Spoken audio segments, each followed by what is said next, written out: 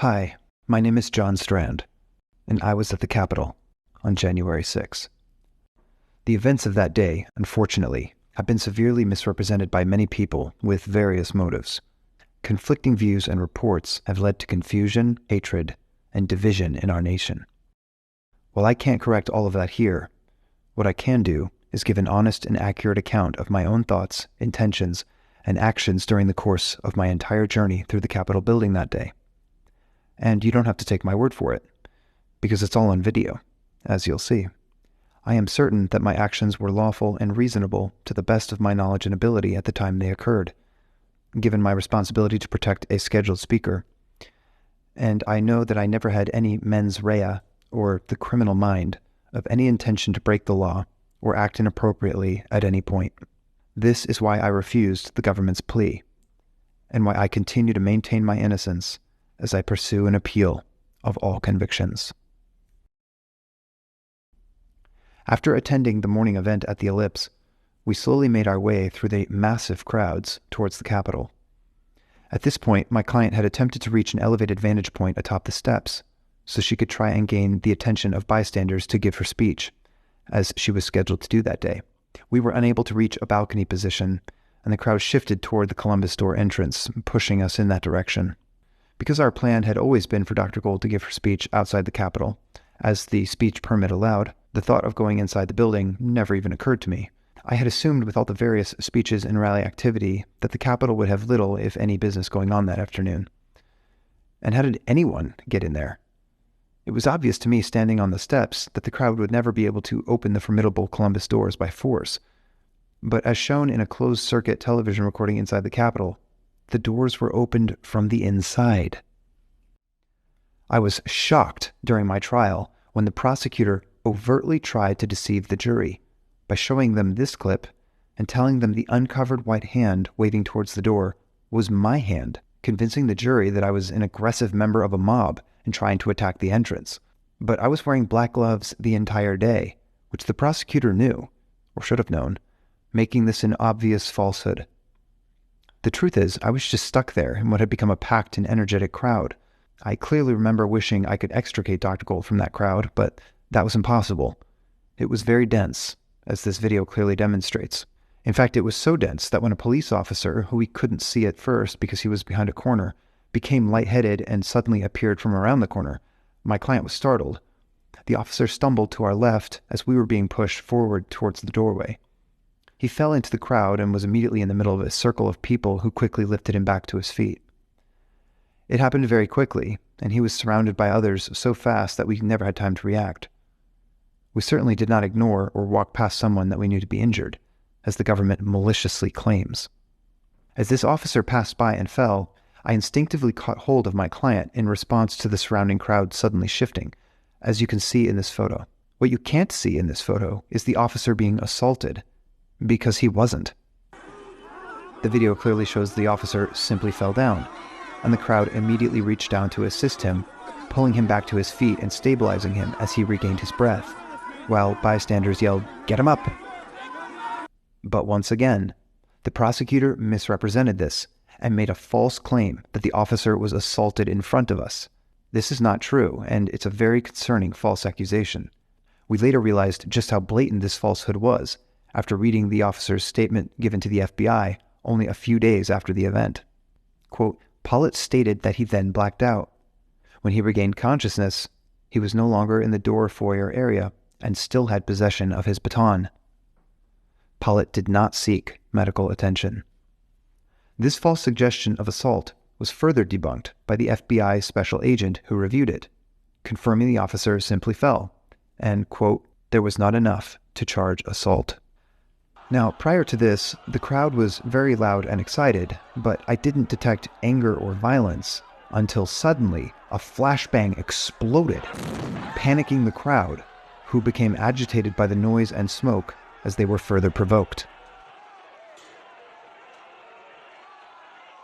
From my vantage point, I didn't see any specific violence by the crowd that precipitated or justified this attack. But I was also smushed from all sides and unable to see much or to get away. When the doors swung open from the inside and the crowd surged in, the only safe option was to move forward, which I instinctively did to guide my client to safety, away from that bottleneck. The force propelling us through the door caused us to stumble at the threshold, and I had to catch my client from falling, and then firmly guide her straight ahead to get away from the turmoil at the door. I immediately noticed there were many other people already inside, and that included a number of uniformed police officers. None of them, from what I saw and heard in the rotunda, directed us to do anything or to go in any particular direction, though in all fairness, they surely felt surprised and overwhelmed by the events. We did as well. As a result, and to keep going away from the chaotic entrance, we followed people walking in front of us into the main public hallway.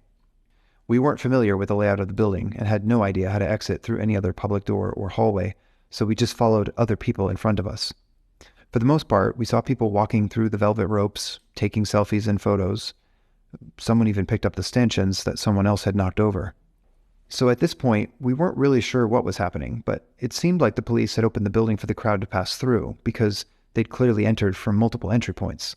Inside the cavernous building, it felt at first almost eerily calm and surreal, and we knew it was impossible to get out the way we had entered. At this time, the people we observed seemed calm and respectful of the building. Of course, in the months following January 6, we've all seen selective footage of certain times and places where violence and damage did occur, but I didn't experience that myself during my time inside the building. There were many protesters, and of course some were shouting and chanting, which made the environment very noisy, with echoes reverberating throughout the stone building. But this all seemed like typical protest activity. We continued between the ropes, really just following other people in front of us as they snapped photos and took in the historical sites, and we also kept an eye out to find a safe public exit. We still had no idea where anything was located in the building, and we purposefully avoided any side doors or smaller hallways that seemed inappropriate for the general public. I was always scanning ahead, trying to figure out what was happening, as you can see throughout this video. I was also making sure to stay close to my client. As we got stuck in another bottleneck, and I was unable to discern any clear organization, we eventually got swarmed by the growing crowd size in that hall, and then it surged forward, pushing us ahead toward another hallway that funneled us into a vestibule. I had no idea at the time, but it turns out this vestibule was directly outside the house chamber. We realized we were stuck in this vestibule, and we couldn't hear clearly to understand what people were saying or doing. It was noisy and disorienting in that condensed space. My client and I remained over to the side, staying behind a railing, trying to discern if the door ahead of us was a possible exit.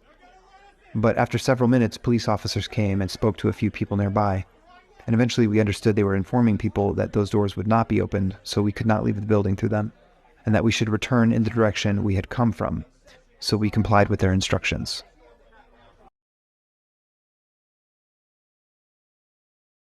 At this point, we realized we were essentially stuck somewhere in the middle of the building, after making several attempts in multiple directions to find an exit. We believed the police would direct us at some point, likely when crowd size had dissipated. We knew the rally that day was expected to reach 1 million people throughout the downtown area, and that's certainly consistent with what we observed throughout the day.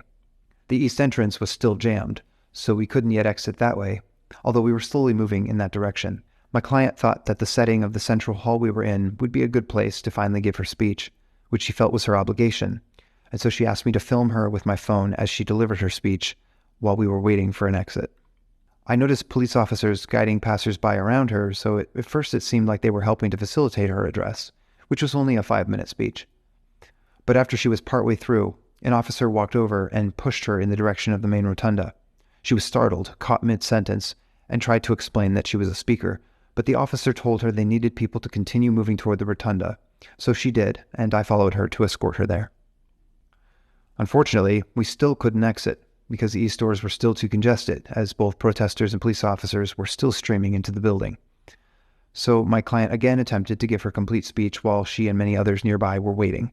People could see and hear her amidst a noisy crowd. She stood on a marble base to get the attention of the bystanders. Somebody nearby noticed her trying to speak and passed up a bullhorn. In order to make sure that she did not fall, and to ensure her security, I climbed on the base of the statue next to her, because she was holding a bullhorn and giving her speech, which made it difficult for her to focus on her balance. Numerous police officers passed by us without giving any instruction, as Dr. Gold gave her complete speech and even took a few questions.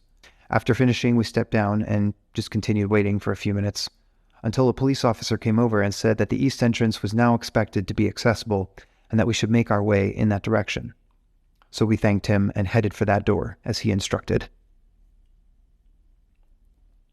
Even after all this, we found the east entry hallway was still jammed, with hundreds of people trying to come inside, even as others were trying to exit.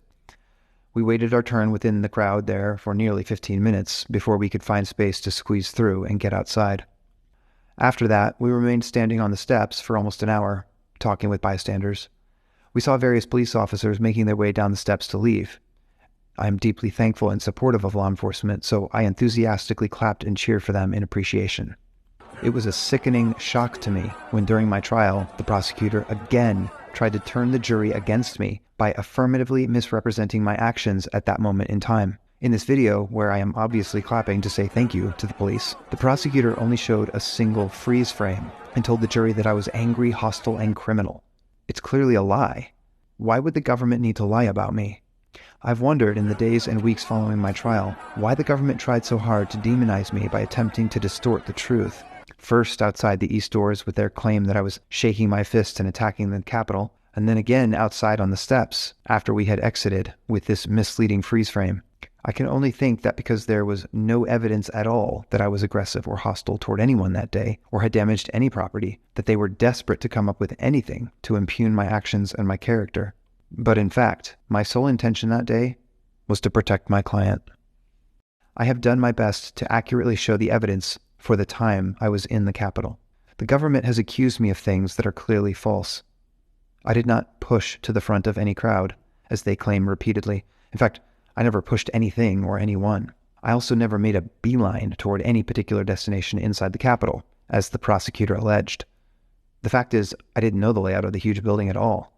I didn't need to know the layout, as I was only in Washington, D.C. to support and protect Dr. Gold as she fulfilled a speaking engagement. And while there is no video of me pushing or assaulting anyone, there is plenty of video showing me peacefully walking among thousands of others, standing around waiting, and always protecting my client. At many points, the video shows me scanning the room and searching for indications of what people were expected to do. When police officers eventually informed us that it was possible to leave, we followed their instructions. And even then, it took nearly 15 minutes of waiting to peacefully exit. I hope this visual evidence clearly demonstrates why I did not, and could not, agree to the accusation of corrupt intent, or any criminal intent at all, when my only purpose that afternoon was to ensure Dr. Gold's safety. I had no thought or desire to interfere with any congressional proceedings. The video also proves beyond a doubt that I never pushed any officers, threatened anyone, or encouraged or joined others in any act of violence. Throughout my time in the Capitol, I was completely peaceful, and it is shameful that I have to prove my innocence when the evidence of it was so clearly seen on the government's own video.